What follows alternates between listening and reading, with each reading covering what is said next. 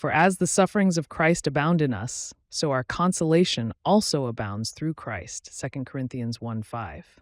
God has a scale on which he compensates your suffering with comfort.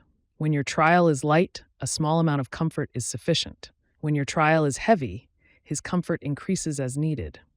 This comfort is concomitant to the faith of the saint.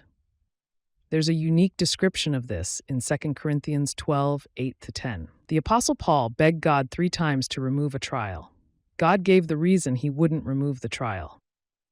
My grace is sufficient for you, for my strength is made perfect in weakness. Paul identifies the strength God provides as the power of Christ. Therefore, most gladly, I will rather boast in my infirmities, that the power of Christ may rest upon me.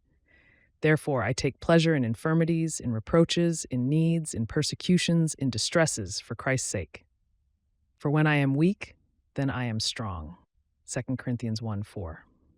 This process helps the church also. Paul says God comforts us in all our tribulation, that we may be able to comfort those who are in any trouble with the comfort with which we ourselves are comforted by God. 2 Corinthians 1:3-4. The power of Christ resting on you when you are weakest is a statement of faith. This is a promise you can press into when trials increase. Remember, trials are for God's glory and your good. It is God who works in you both to will and to do for his good pleasure. Philippians 2:13. We know that all things work together for good to those who love God, to those who are the called according to his purpose. Romans 8:28-29.